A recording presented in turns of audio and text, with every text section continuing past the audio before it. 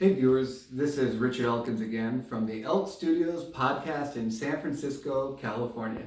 And I'm very excited today to have a best-selling author with us, Vinay Kumar. Welcome. Thank you. Today we'll be talking about your book, A Banker's Paradox. So when I was reading A Banker's Paradox, I was wondering what prompted you to write this book? Well, first of all, thank you, Richard, for having me for this show.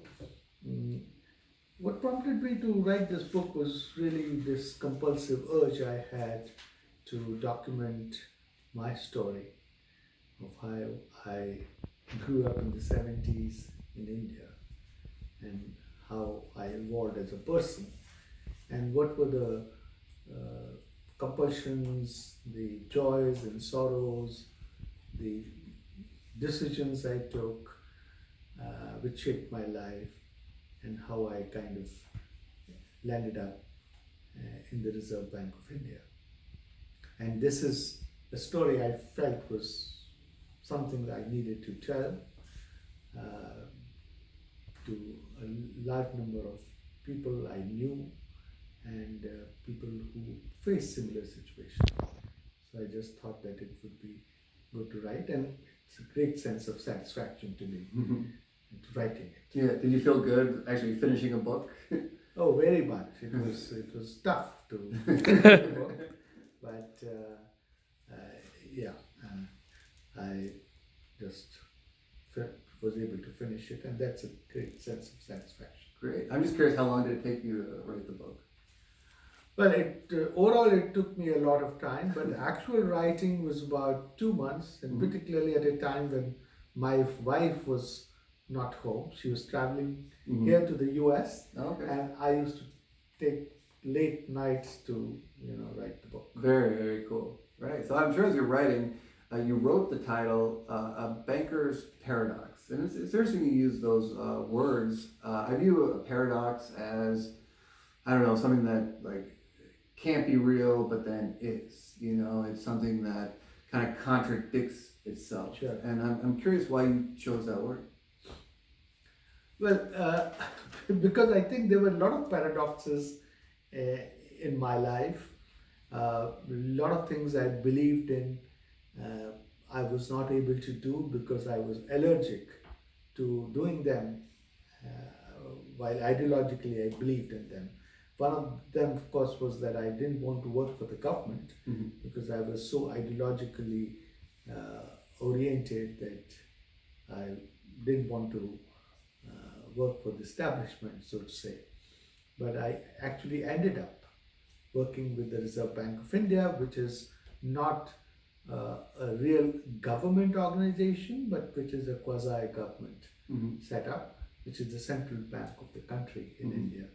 And another, I think, paradox was that when I was there and I worked for the bank, I found there were a lot of things which I did not align with, I did not enjoy doing, but at the end of the day, I found that my having worked there, I learned so much, both in terms of dealing with people, in terms of dealing with folks, doing work in a very structured manner, and doing my MBA while I was working at the bank.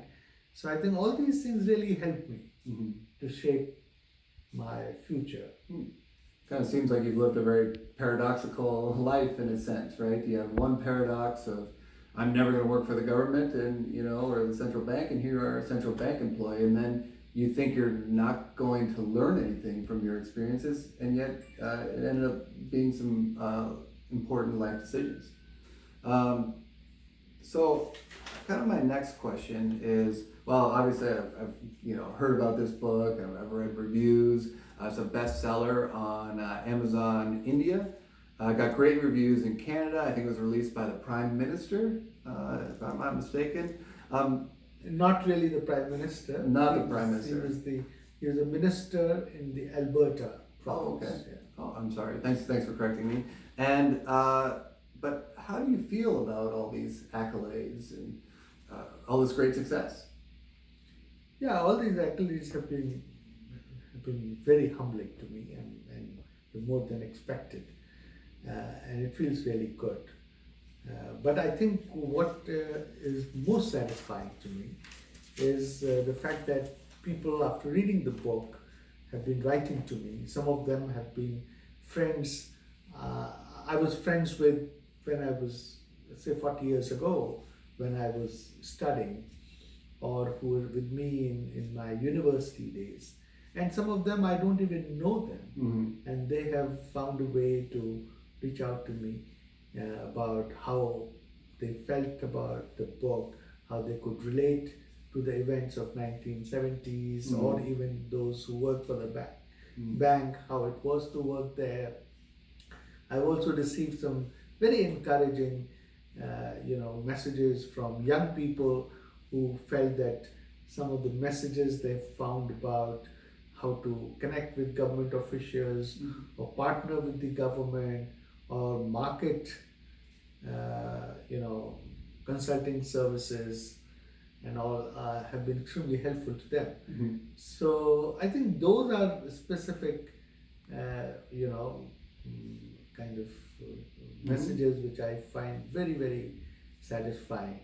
Yeah, it's gotta be very cool to get fan mail, right? Yeah.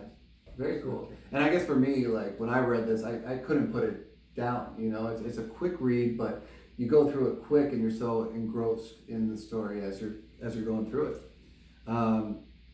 So this is also a very personal account, right? It's going over your journey, PhD, talking about your MBA, journalism, the working for the RBI. Yet it starts with teenage love. Why did you choose to go in that direction? Sure, because I think I started with teenage love because that was one of the most profound things that happened to me at a very young age, and it kind of changed the way my life shaped itself, and I felt that, and there was a very strong connection between that experience and how my decisions to study what I did, to take a particular career and go forward. So that's the reason I felt that I had to start with that experience. And how do you view that overall experience? Was it enjoyable? Was it helped your career? Was it the love of your life? Yeah, I think it was a very important experience of my life. Usually, as you grow older and mature, you tend to balance between your personal and your professional life. In that case, I think that was missing. I was so totally engrossed in that experience that impacted everything I did after that. So yeah, I mean, I do think that it was an important experience which I needed to document. Yeah, absolutely. I mean, from my personal experience, my first love was the hardest, one to get over, and it definitely sits with me today as well. And I'm just curious. You're obviously very successful. You're not a writer, right? This is your first book, and you're 64 years old. 63. 63. I'm sorry. Excuse me. But you don't need to be writing books. Why did you chose to tell this story now? Now you're 60, about a story in your 30s. Yeah, I think all these years I have been reflecting on my life, and every time I felt that my formative years as a teenager, or as my first job in the Reserve Bank of India, were some of the most influential periods of my life, and they really shaped the kind of decisions I took, the kind of anxieties and vulnerabilities I went through, the choices I made, and some of them were pretty radical choices. And all of that was kind of shaped by these experiences. So I really wanted to tell my story and bring it out to people.